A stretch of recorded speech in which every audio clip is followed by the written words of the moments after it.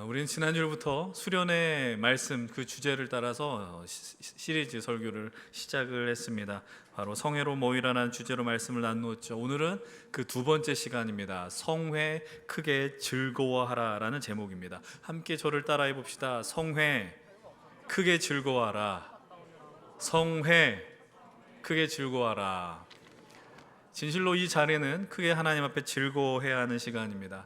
여러분 지난주 말씀을 잠시 기억하시면 좋겠습니다. 우리는 성회라는 것은 대규모의 축제라고 말씀을 드렸습니다. 모든 사람들이 모이는 오랜 시간 나누었었던 그 축제의 자리다라고 말씀을 드렸어요. 하나님 나라 백성이라면 누구도 할 것 없이 함께 모여야 하는 자리이고, 그리고 그 안에서 놀라운 역사가 벌어지는데 그것은 무엇이냐? 첫 번째는 회개의 역사이고, 두 번째는 부흥이다라고 말씀을 드렸습니다. 그래서 우리는 지난주 회개를 주제로 말씀을 나누었고, 또 앞으로 다가올 수련의 첫째 날 집회를 회개의 주제로 말씀을 나누게 될 것입니다. 그리고 오늘과 그리고 수련의 두 번째 날 토요일 저녁은 부흥이라는 주제로 함께 말씀을 나누려고 합니다. 그래서 부흥이 얼마나 우리를 살리는 것이고 충만한 크게 즐거워하는 자리인지를 말씀을 통해서 확인하려고 합니다. 오늘의 주제는 말 그대로 성회, 부흥과 관련된 이야기를 나누려고 합니다. 여러분들이 최근에 누렸었던 어떤 축제의 현장이 있으십니까? 요즘 많은 젊은이들이 제일 쉽게 접할 수 있는 축제의 자리는 아마 대학교 축제가 아닐까 싶습니다. 과거의 축제는 좀 그랬었던 것 같아요. 그냥 소소하게 학생들 중심의 축제였던 것 같습니다.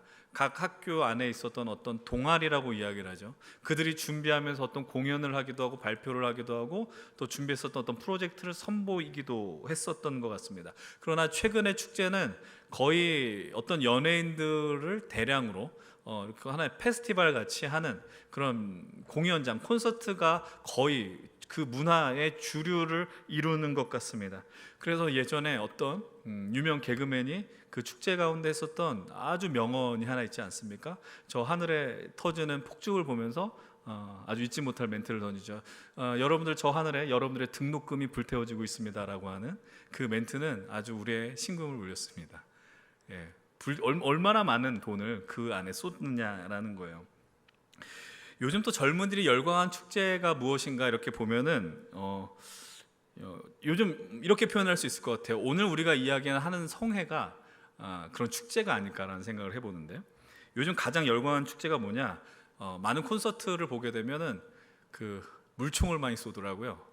예, 워터밤이라고 이야기를 합니다. 그래서 막 물총을 쏘고 막 물을 이렇게 뿌리는 그 축제가 많이 열리는 것 같습니다. 그래서 그 축제를 볼 때마다 느끼는 건 그 축제에 참여하는 사람들, 청년들을 보면서, 젊은이들을 보면서 참 좋은 때다 이런 생각이 들어요. 저걸 보면은 체력이 어떻게 감당하나 이런 생각을 하게 되고, 또 한편으로는 이렇게 저렇게 놀 거면 그냥 수영장에 가지 왜 저러나 이런 생각을 합니다. 비싼 돈을 내고 왜 가나 이런 생각을 하는 거예요. 수영복 입고 하더라고요. 그래서 왜 저기서 그럴까. 그러면서 또 한 가지 드는 생각은, 그러니까 이런 말을 하면 되게 그 리더들이나 임원들이 싫어한다는 건 아는데 그냥 문득 그런 생각을 해봤습니다.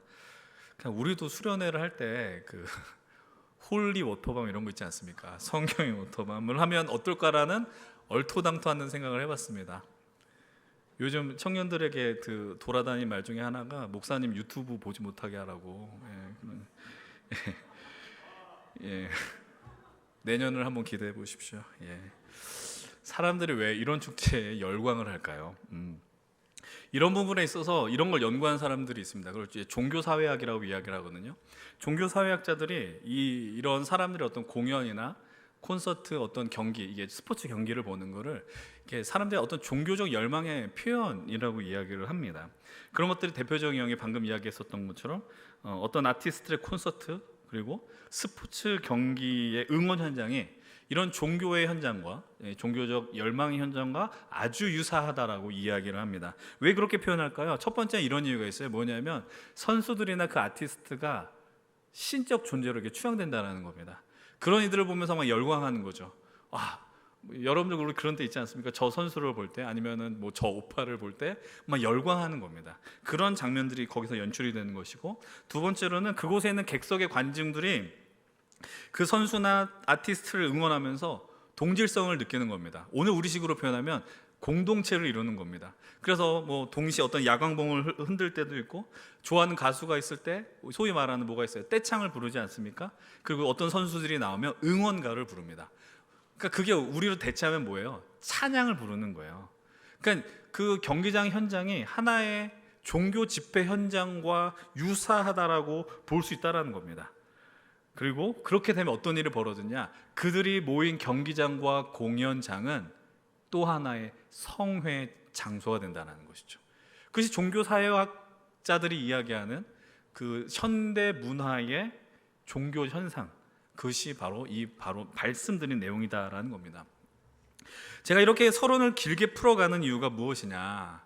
여러분들 보면서 우리의 성회가, 집회가 어떤 프로스포츠나 콘서트와 별 차이 없는 그냥 사람들이 모이는 자리에 불과하느냐, 이걸 이야기하려는 것입니까? 아니면 성회로 모여 우리가 뜨겁게 예배해야 되는데, 하나님 말씀을 들을 때도 가슴이 뜨거워져야 되고, 하나님을 찬양할 때 정말 기쁨으로 해야 되는데, 왜 경기장이나 콘서트장과 같이 그렇게 열심을 다하지 않느냐, 이렇게 고발하려고 하는 것일까요?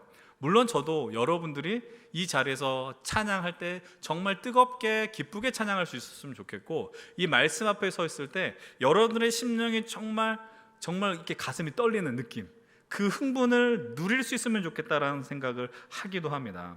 그러나 그렇다고 해서 우리가 저 세상 속에서 벌어지는 어떤 콘서트와 공연과 그 경기를 우리가 하는 하나님 앞에 올려드린 예배와 성회와 빗대기에는 너무나도 다른 가치가 있다는 걸 우리는 인정할 수밖에 없는 겁니다. 왜냐하면 이 자리는, 우리가 하나님 앞에 드린 성회는 인간의 어떤 근본의 자리와 맞닿아 있기 때문입니다. 그렇기 때문에 우리가 세상에서 이야기하는 공연과 콘서트, 그런 무대, 경기, 스포츠 현장과는 빗대어 설명할 수는 없다라는 거죠. 그렇다면 오늘 우리는 이 말씀 속에서 우리가 추구해야 되는 성회의 모습은 무엇일까? 이 느헤미야 8장을 통해서 그 실마리를 발견하려고 합니다. 여러분, 지난주에 제가 이 말씀을 드렸습니다. 성경에 기록된 첫 번째 성회의 모습은 뭐냐면 축제 자리라고 이야기했습니다. 이스라엘 백성이 출애굽을 하며 하나님께서 유월절을 지킬 때에 성회로 모여라 라고 명령하셨음을 기억을 할 겁니다. 그래서 그 자리 속에서 그들은 하나님의 구원의 은혜를 기억하고 모든 사람들이 나와 하나님을 찬양했다라고 이야기를 드렸어요. 오늘 우리가 선택한 느헤미야 8장의 본문 역시도 마치 우리가 이야기했었던 성회의 특징이 그대로 드러나고 있습니다. 여러분, 이 느헤미야의 현장을 여러분들 잘 기억할 수 있었으면 좋겠어요. 저희들이 작년에 이 에스라와 느헤미야 본문을 상당히 많이 공부를 했었던 것을 기억을 할 겁니다. 다시 한번 시간이 지났기 때문에 많이 기억이 희미해졌을 텐데 요약을 하자면 이런 것입니다. 솔로몬 시대까지 이스라엘은 통일 왕국을 이루었습니다. 그러나 그 이후에 남과 북으로 나누어졌죠. 그랬을 때 먼저 북이스라엘은 아수르에 의해 멸망하게 되고 바벨론에 의해 남유다는 훗날 더 망하게 되었다라는 것을 기억합니다. 근데 바벨론에 의해 망하게 되었을 때 바벨론이 취한 정책은 무엇입니까? 포로를 자신의 통치하는 자리로 다 끌고 갔다라는 겁니다. 그리고 약 70여 년의 시간이 지나서 그들은 다시 예루살렘으로 돌아오게 되죠. 예루살렘으로 돌아올 때 그들에게는 중요한 프로젝트가 있습니다. 그것은 바로 예루살렘 성전을 회복하는 프로젝트였습니다. 첫 번째 포로기한의 중심된 인물, 여러분들 이름을 기억하시면 좋겠습니다. 바로 스룹바벨과 예수와였습니다. 그들이 돌아와서 예루살렘 성전을 회복하자라고 이야기를 했었는데 무려 장장 수많은 방해와 위협 때문에 16년의 시간 동안 성전 건축이 중단되었다는 걸 기억합니다. 기억이 나셨으면 좋겠습니다. 여러분, 그때 어떤 선지자가 등장을 했어요? 바로 학개와 스가랴가 등장을 해서 그들의 백성들에게 하나님의 말씀으로 도전을 주고 16년 동안 중단되었던 성전 공사가 다시 시작되었다라는 것을 우리는 학개서 말씀을 통해서 나누었었습니다. 그리고 이제 한 60여 년의 세월이 지나서 두 번째로 포로기한이 벌어지는데 그것은 바로 에스라를 중심으로 벌어지게 되고 그 이후로 약 13년의 시간이 지나서 느헤미야와 함께 온 세 번째 포로기한이 이루어지게 됩니다. 에스라를 통하여서 한 말씀 회복 운동이 벌어졌고 느헤미야를 통해서는 예루살렘 성벽 재건 운동이 벌어졌음을 우리는 작년 말씀을 통해 살펴보았습니다. 이제 우리는 오늘 우리가 읽은 느헤미야 8장의 위치가 그렇다면 오늘 상황 속에 어떤 위치에 있는지를 함께 살펴보며 시작을 하려고 하는데, 먼저 본문 1절을 함께 읽도록 하겠습니다. 본문 1절의 말씀 함께 보겠습니다. 이스라엘 자손이 자기들의 성읍에 거주하였더니 일곱째 달에 이르러 모든 백성이 일제히 수문 앞 광장에 모여 학사 에스라에게 여호와께서 이스라엘에게 명령하신 모세의 율법책을 가져오기를 청하매. 먼저 살펴볼 부분 어디냐면 1절 처음입니다. 이스라엘 자손들이 자기 성읍에 거주했다라는 겁니다. 이 말씀은 바로 직전에 7장 마지막 9절 73절에도 똑같이 나옵니다. 이스라엘 자손이 자기들의 성읍에 거주했다라는 겁니다. 이 구절의 의미는 무엇이냐면, 이제 그들에게 있었던 임무가 부여됐었던 예루살렘 성벽 재건의 임무는 다 완수됐다라는 의미예요. 그러니까 이제 자기 집으로 돌아가 거주하게 되었다라고 이야기를 합니다. 이들이 행한 일이 얼마나 대단한 일입니까? 이들 가운데 옛 예루살렘의 영광을 기억한 자들은 거의 없어요. 만약 그것을 희미하게 기억한다면 그들의 조상으로부터 들었을 것이고, 어렸을 때 그냥 어른들로부터 들은 그 이야기밖에 없더라라는 사실입니다. 근데 그들이 돌아와서 이 예루살렘 성전과 성벽을 재건하는데 그 사명을 완수했다는 것은 그 사실만으로도 대단한 일이었습니다. 그들의 생각 가운데 마음속에 어떤 것들이 있었을까요? 그들에게는 그 어떤 영웅도 스타도 있지 않았습니다. 하나님께서 그들을 포로 가운데 불러주신 그 강력한 은혜만, 그리고 하나님의 임재만이 있었을 따름입니다. 이제 그들에게 이루어지는 일은 무엇이겠습니까? 우리 한 가지 또 질문을 던져야 됩니다. 우리가 앞서 이야기했었던 사람들이 그토록 열광하는 그 축제의 현장과 오늘 이들이 보여주는 성회가 다른 근본적인 모습, 그 자리는 무엇이냐라는 겁니다. 다시 한번 1절을 눈여겨보겠습니다. 1절입니다. 이스라엘 자손이 자기들의 성읍에 거주하였더니 일곱째 달에 이르러 모든 백성이 일제히 수문 앞 광장에 모여. 여기서부터 같이 읽겠습니다. 시작. 학사 에스라에게 여호와께서 이스라엘에게 명령하신 모세의 율법책을 가져오기를 청하였다라고 이야기를 합니다.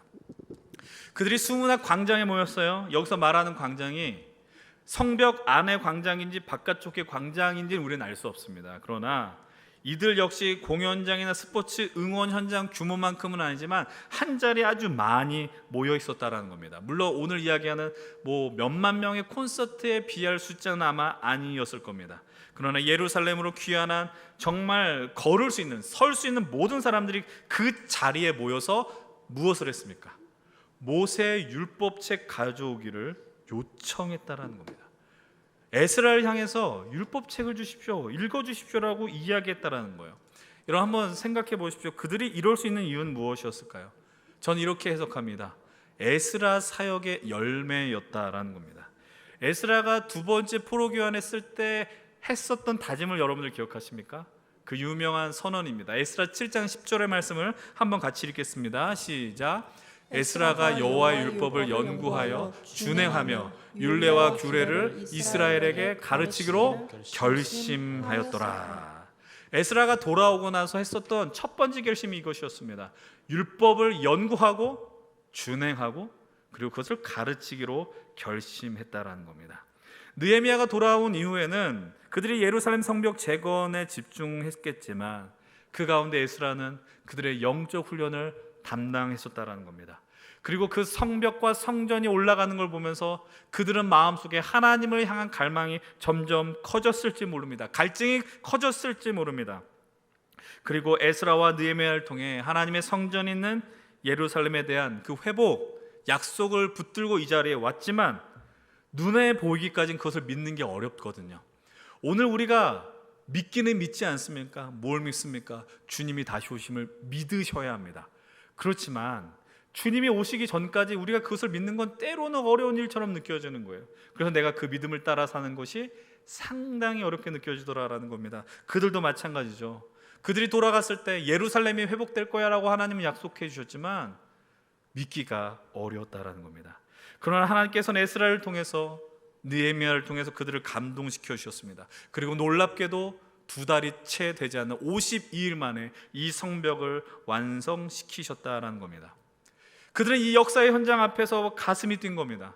하나님의 역사의 현장 앞에서 가슴이 뛰는 겁니다. 여러분들, 우리가 하나님 말씀 앞에서 가슴이 뛰는 일은 무엇이 있겠습니까? 우리들이 그 말씀을 들을 때에 서로의 생명이 살아나는 것을 보면서 가슴이 뛰지 않습니까? 수련회나 어떤 부흥회나 말씀의 현장이나 집회를 통해서 저 변하지 않을 것 같은 영혼이 일어나는 것을 보게 되면 우리의 마음이 흥분된다고요.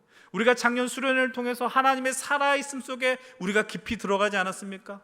왜냐하면 우리는 믿을 수 없었거든요. 코로나의 그 긴 시간 동안 우리는 아무것도 할 수 없었다라고 생각했지만 하나님 우리를 통해 역사하셨고 그 역사 현장에 우리를 그 주인공으로 불러주셨다는 것이죠. 마찬가지입니다. 그들은 그 성벽이 완성될 거라는 기대감이 없었습니다. 그러나 하나님께서 그 성벽을 쌓게 하셨고 그들의 마음속에 하나님의 말씀에 대한 갈망과 갈증을 아주 충만하게 쏟다라는 겁니다. 그들은 그 앞에 마음이 움직였다라는 것이죠. 그래서 그들은 이제 에스라나 느헤미야의 지도가 아니라 그들이 스스로 모이기 시작하는 겁니다. 그들이 스스로 모여서 율법책을 달라 요청하는 것이죠. 지난 5월에 여러분들 제가 여기 말씀을 나누면서 에즈베리 대학교 부흥의 그 장면을 보여주신 것, 영상을 보여준 것 기억하십니까? 그 에즈베리 대학교 학생들 가운데서 교수님이 모이라고 하는 게 아니었어요. 채플린이 모이라고 한 적이 없었다고요. 학생들이 자발적으로 원해서 그 자리에 모여서 장장 보름이 넘는 시간 동안 24시간 예배를 드렸다라는 겁니다. 하나님을 더 알고 싶고 하나님을 더 누리고 싶고 찬양하고 싶은 뜨거운 마음이 그들을 그 자리로 모이겠다라는 겁니다. 오늘 본문의 현장도 마찬가지입니다. 그 느헤미야 8장에 있는 그 이스라엘 백성들도 여전히 똑같다라는 거예요. 하나님을 알기를 원하는 그 열망, 뜨거움, 충만함이 그들을 이 수문학 광장으로 모이겠다라는 것이죠. 그럼 이제 그들에게 있었던 일은 무엇입니까? 본문 2절과 3절의 말씀은 이렇게 이야기를 합니다. 함께 읽겠습니다. 일곱째 달 초하루에 제사장 에스라가 율법책을 가지고 회중 앞 곧 남자나 여자나 알아들을 만한 모든 사람 앞에 이르러 수문학 광장에서 새벽부터 정오까지 남자나 여자나 알아들을 만한 모든 사람 앞에서 읽음에 뭇 백성이 그 율법책에 귀를 기울였는데, 에스라가 백성들의 요청대로 율법책을 이제 읽어 주기로 합니다. 들었는데 그 앞에 누가 있다라고 이야기를 해요? 알아들을 만한 모든 사람이라고 이야기해요. 그러니까 말귀를 알아듣는 사람, 말을 할 때 이게 무슨 의미인지를 알아듣는 사람, 다시 말하면 그냥 정말 갓 태어난 지 얼마 안 된 아기를 제외하고는 어린아이들로부터 모든 성인들, 장년들까지 그 수문학 광장 앞에 나왔다라는 겁니다. 예전에 제가 반복해서 말씀드렸지만 하나님의 나라는, 하나님의 역사가 벌어지는 자리는 그 어떤 제한이 있을 수 없습니다. 우리가 이 예배 자리에 올 때 여러분들 누군가 어떤 공연 현장에 티켓팅을 검사하고 검표를 하는 것처럼 사람을 세워놓고 여러분들 입장시키는 게 아니잖아요. 우리 케어팀과 예배 안내팀은 오셔서 감사합니다, 환영의 인사를 하지 이 사람이 이 예배 자리에 들어올 수 있나 자격을 확인하지 않아요. 이 사람이 지난 주간 얼마나 많이 죄를 지어서 얼마나 더러운가를 확인하는 사람들이 아니라고요. 그 누구나 나이 고하를 막론하고 누구나 다 하나님 앞에 나올 수 있는 것이 성회 자리라는 겁니다. 근데 성회는 그곳에서만 머무르지 않아요. 그들이 취한 태도를 보세요. 모두 그들이 열심히 말씀을 들었습니다. 근데 머물렀던 시간을 뭐라고 표현해요? 새벽부터 정오까지라고 이야기를 합니다. 기가 막힌 이야기입니다. 적어도 6시간이 넘는 그 자리에 그들은 그 자리에 머물러 있었다는 겁니다. 여러분, 어떤 예배나 집회를 오래 하면 좋은 예배일까요? 예배를 좋게 하기 위해서 제가 설교를, 만약에 오늘 여러분들 저거 시간 해가 떨어질까지 여러분 여기 있으라고 한다면 여러분들 아마 저 혼자 아마 떠들지 모를 거예요. 그것이 무조건 좋은 예배라고는 이야기할 수 없어요. 그러나 그분의 말씀이 들리면 어떤 일이 벌어질까요? 여러분들이 하나님의 말씀이 들려지면, 그 말씀이 깨달아지면, 그 말씀이 여러분의 가슴을 찌르게 되면 어떤 일이 벌어질까요? 여러분, 얼마 전에 우리가 읽었던 시편 84편 고라자손의 고백을 기억하십니까? 주의 궁정에서의 한날이 다른 곳에서 첫날보다 낫다는 겁니다. 여러분들 하나님의 은혜 가운데 거하게 되면 동일한 6시간이 있지만 다른 6시간을 살게 되는 거예요. 우리가 그들이 느꼈었던 6시간의 집회는 물리적으로 6시간의 집회가 아니고 하나님의 은혜의 자리로 들어가는 광속과 같이 그 마음의 설렘과 뜨거움과 흥분이 넘치는 짧은 시간으로 다가오게 되었다는 겁니다. 왜냐하면 하나님의 말씀이 들리는 그 자리가 그 시간에 진실로 행복하고 좋은 시간이 되었기 때문입니다. 여러분 한번 생각해 보십시오. 여러분이 사랑한 사람과 소중히 여기는 사람과 보내는 시간은 너무나도 짧습니다. 그 사람과 보내는 그 시간이 너무나도 아쉬워서 하루를 더 보내고 싶을 정도로 마음이 막 뜨거워지는 순간이 있지 않습니까? 왜 그럴까요? 그 사랑과 뜨거움은 그 사람께 집중하게 만들거든요. 그 사람의 집중력은 그 시간을 잃게 만들어 버린다는 겁니다. 그런데 그 감정이 식게 되면 어떤 일이 벌어질까요? 동일한 시간과 상황이 있으면 그 전과는 다른 느낌이 되어지더라라는 겁니다. 예전에는 희극이었는데 좀 지나면 비극이 될 수도 있는 겁니다. 예전에는 서로에 집중하기에 바빴는데 나중에는 핸드폰 보기에 정신이 없고 뻔한 대화만이 오고 가는 것이죠. 사랑하는 여러분, 우리가 갈망한 성에는 어떤 모습이어야 하겠습니까? 제가 자주 기도할 때 표현합니다. 예배는, 성회는 하나님이 말을 걸어오는 겁니다. 제 목사 한 사람이 이야기하는 시간이 아니라 하나님이 오늘 이 성회라는, 이 예배라는 시간 속에서 여러분들을 향하여 말씀을 끊임없이 걸어오는 자리다라는 겁니다. 하나님의 말씀을 듣게 되면 가슴이 뜨거워지고 흥분의 역사가 벌어져야 합니다. 저는 매주 우리의 예배가 그런 성회의 자리가 되면 좋겠어요. 우리가 이 믿음의 공동체를 세워나갈 때 그 순간을 진실로 맛보았으면 좋겠고, 우리가 눈앞에 두고 있는 이 수련회야말로 진실로 그런 수련회가 되었으면 좋겠습니다. 여러분, 우리가 적어도 수련회가 아닐지라도 하나님의 사람으로 살아가면서 주님의 말씀으로 뜨거워지시길 축복합니다. 그 말씀을 향하여 나가십시오. 그래서 정말 성회의 시간이 어떻게 지나가는지도 모를 만큼의 시간, 그 예배를 드리시는 저와 여러분들이 다 되시길 바랍니다. 이번 수련회에서도 우리는 그랬잖아요. 수련회를 하면 4시간, 5시간 집회는 기본적으로 해요. 길게 하는 것을 자랑할 필요는 없지만 그게 가능한 이유는 뭡니까? 집중하기 때문입니다. 여러분들 집중력이 생겨요. 어떤 집회나 수련회를 하게 되면. 그래서 그분이 특별 강사가 오면 그래서 그분이 더 잘하는 것처럼 느껴진다고요. 여러분, 왜 이런 일이 벌어질까요? 적절한 표현일지 모르겠지만 그때 어떤 일이 벌어져요? 일시적인 속세의 떠남이 벌어지는 거예요. 우리가 잠시 우리 일상을 떠나서 그 자리에 있는 것 아니에요? 여전히 그 가운데서 속세를 떠났는데도 스마트폰을 통해 속세와 연결고리를 찾는 자들이 있어요. 그렇게 될 땐 주님의 말씀을 놓치게 되는 거죠. 그런 이들에게는 그 5시간이 10시간처럼 느껴질 수도 있습니다. 우리의 예배도 마찬가지입니다. 여러분들 이 시간은 잠시 세상과 내가 단절되어야 됩니다. 우리가 매 주마다 고백합니다. 주님, 내 귀를 막아주십시오. 주님, 내 눈을 막아주십시오. 그냥 주문이 아닙니다. 정말 내가 잠시 주님께만 몰두하겠노라. 여러분이 그렇게 몰두할 수 있는 그 가장 중요한 이유는 무엇이 있겠습니까? 물론 몰입을 위해서는 목회자의 책임이 제일 중요하다고 생각합니다. 예배를 준비한 이들의 수고도 포함될 것입니다. 그러나 그럼에도 중요한 것은 우리의 예배에 대한 태도인 줄로 믿습니다. 주님 앞에 더 집중하십시오. 제가 요즘 좋아하는 표현이 있습니다. 밀도 있는 집중력이에요. 예배 가운데 밀도 있는 집중력을 발휘하십시오. 피곤할 수 있어요. 내가 지칠 수 있어요. 그런데 그 집중력을 발휘하게 될 때 기쁨이 넘쳐요. 지쳐왔는데 집중력을 발휘할 때 주의 말씀이 들려요. 그럼 우리는 반드시 살아나게 됩니다. 그것이 우리가 크게 즐거워하는 성의 모습이 될 수 있다는 겁니다. 다음으로 살펴볼 수 있는 성의 모습이 또 한 가지 있습니다. 그것은 무엇이냐? 하나님 나라 백성의 성에는 흘러간다는 겁니다. 생명의 역사가 흘러간다는 거예요. 여러분, 우리가 작년에 에스겔 본문을 통해서 난 말씀 기억하시지 않습니까? 새 예루살렘 성전문에서 물이 끊임없이 흘러나와 무릎이 발목에 차고 무릎에 차고 허리까지 차는 생명의 역사가 벌어졌다는 거 여러분 기억하실 겁니다. 여러분, 오늘 말씀을 보면 이 안에 재미있는 장면이 등장하는데 4절에 보면 수문학 광장 앞에 에스라가 서 있어요. 근데 에스라가 어디에 서 있대요? 나무 단 위에 있다라고 성경은 기록합니다. 여러분, 그러면 에스라가 왜 이 단 위에 서 있었을까요? 에스라가 높은 지위를 가졌기 때문일까요? 에스라가 좀 능력이 많기 때문일까요? 여러분, 그것이 아닙니다. 에스라가 높은 단 위에 있었던 이유는 그것은 바로 하나님의 말씀이 하늘에서부터 내려온다는 의미를 내포하고 있는 것입니다. 여러분, 우리 연신교회 이전 강단의 모습을 기억하십니까? 사실 저 오기 전에 이미 다 리모델링을 했기 때문에 저는 사진으로만 봤어요. 아마 제 우측에 큰 강대상이 있었을 것이고 이 좌측에 작은 강대상이 있었을 겁니다. 아마 기억하실 텐데, 그럼 왜 이렇게 할까요? 제가 다녔었던 장로신학대학교 학교 채플실도 그렇게 구성이 되어 있어요. 간단합니다. 이 큰 강대상은 하늘로부터 은혜가 내려오는 자리이고, 이 작은 강대상은 우리가 하나님께 올리는 자리가 된다라는 의미로 그렇게 구별을 지었다라는 겁니다.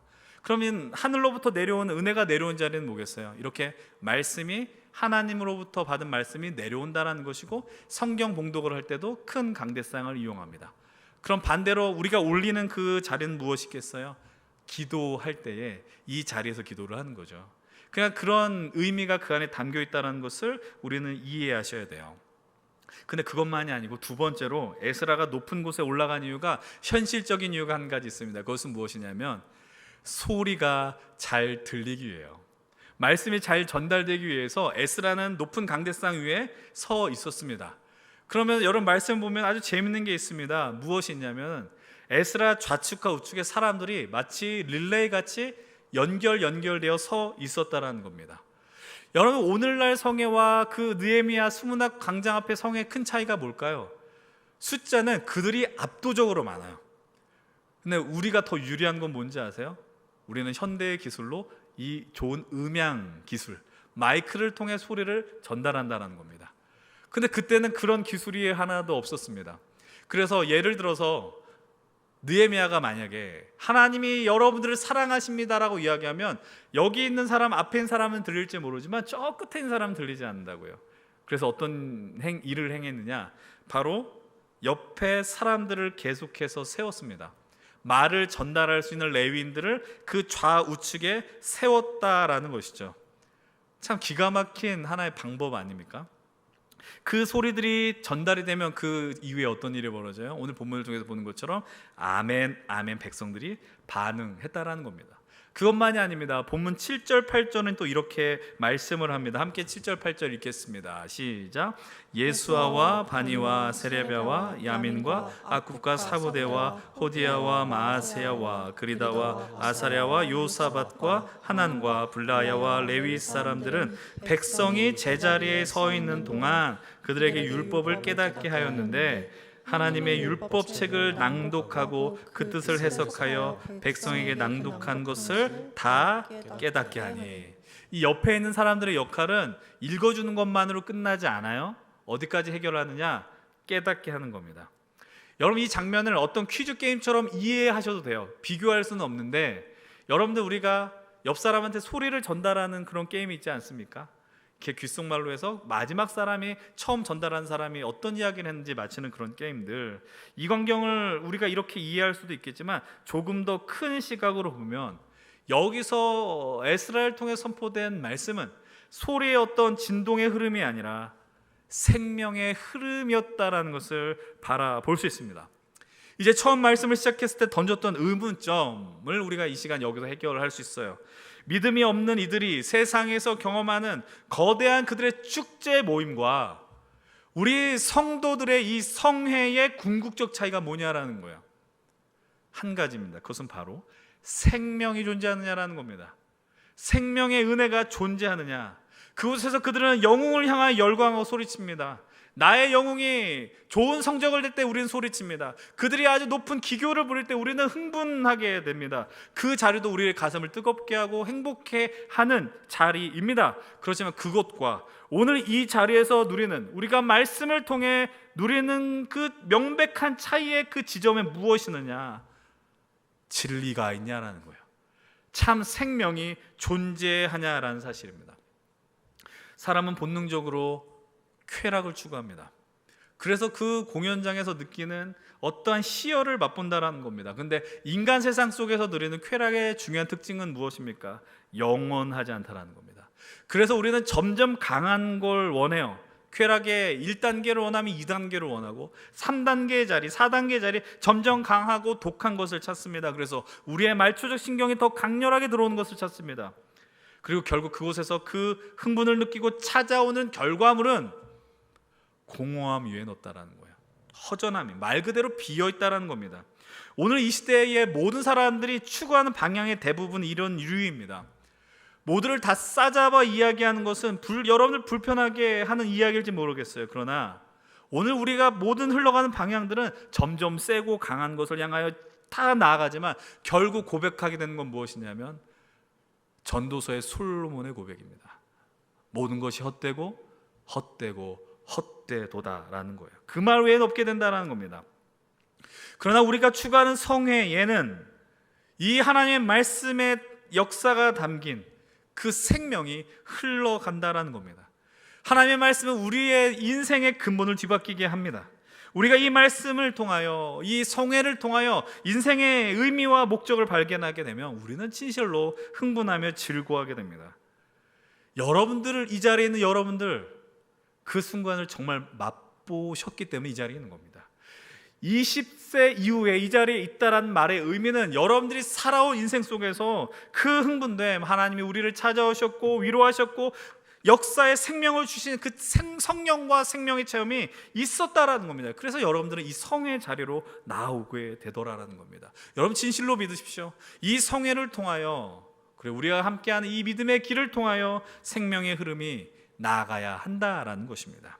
그러게 될 때 어떤 일이 벌어지느냐, 이것은 단순히 말씀만 흘러간다가 아니라 본문 12절 말씀 이렇게 이야기합니다. 함께 읽겠습니다. 모든 백성이 곧 가서 먹고 마시며 나누어 주고 크게 즐거워하니 이는 그들이 그 들려준 말을 밝히 알미라. 그곳에 수문학 광장에 모였었던 모든 자들이 다 뜨겁게 축제를 만끽합니다. 가서 먹고 마시였습니다. 축제의 자리에는 잘 먹는 자리, 현장이 있어야 됩니다. 이번 수련회도 잘 먹이려고 합니다. 그런데 거기에서만 끝나서는 안 됩니다. 세상의 축제와 구분짓는 중요한 지점이 바로 여기 있습니다. 먹고 마시며 나누어 준다라는 것입니다. 사람들은 진실로 기쁠 때 베풀고 나누어 줍니다. 베풀어줌의 역사, 나눔의 역사가 벌어진다는 겁니다. 여러분 지난주 여러분 예배 때 광고했었던 내용 기억하십니까? 바포 공동체 건물 철거 반대와 양성화를 위한 서명을 우리 지난주 예배 때 했었습니다. 제가 경건회 때도 잠시 언급했었는데, 제가 예전에 섬겼었던 교회 목사님께서 그 바포 공동체 관련 기념식에 참여했었던 이야기를 제게 들려주셨습니다. 그곳에 어떤 분의 축사가 있었습니다. 그때 그 목사님이 이런 이야기를 하셨답니다. 한국교회가 세상으로부터 지탄을 받고 조롱을 받을 때 그 방파제 역할을 누가 했습니까? 바포 다일 공동체가 했다라고 이야기를 했다라는 겁니다. 제가 그 말씀을 듣고 인정하지 않을 수 없더라고요. 여러분 벌써 10년이 훨씬 지난 이야기예요. 근데 그때도 여전히 교회는 사람들로 하여금 은혜를 흘려보내지 못하는 집단으로 인식되었다는 겁니다. 아마 일면 사실일지 모르겠습니다.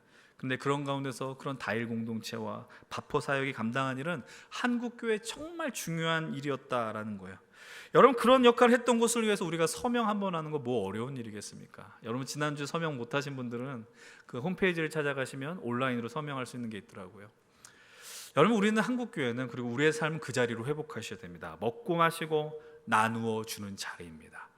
우리는 올해도 작년과 같이 세상에 감동을 주는 프로젝트를 진행을 하려고 합니다. 하나님 나라를 뿌리는 사역을 준비하려고 합니다. 이제 이 사역을 교회는 멈춰서는 안 되고 반드시 해야만 합니다. 그것이 우리가 하는 성의 완성이 되기 때문입니다.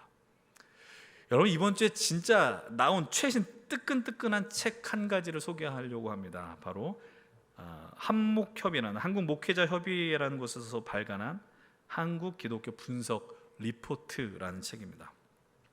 이게 98년도부터 찾은 조사한 한국 사회 현상과 또 어떤 설문조사 내용들이 가득한데요. 여기서 정말 충격적인 내용이 하나 있었어요. 그것이 무엇이냐? 믿지 않는 자들, 종교가 없는 자들이 바라보는 종교의 호감 지수에 한국 기독교 개신교가 여러분 몇 위일까요? 놀랍게도 4위입니다. 1, 2위는 우리가 아는 것처럼 어떤 종교겠어요? 당연히 가톨릭과 불교일 겁니다. 근데 이 3위 종교한테 밀렸다는 게 아주 충격입니다. 이슬람 아니고요. 뭘까요? 유교입니다. 유교보다도 못한 그런 종교로 비춰졌다는 겁니다. 사실 여러분 유교는 종교라고 말하기 어려워요.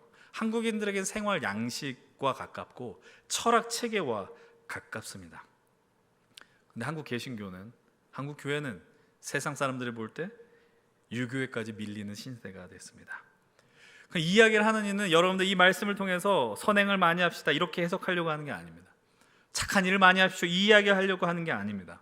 사실은 좀 더 적극적인 액션을 펼쳐야 되는 때이기도 하죠. 그러나 더 중요한 건 이겁니다. 우리가 왜 성회로 모이냐라는 거예요. 성회로 모여 해야 하는 일은 무엇이냐라는 거예요. 우리가 모였다가 결국에 그 흐름은 무엇이냐, 모였다 흩어진 결과로 연결되어야 된다는 겁니다.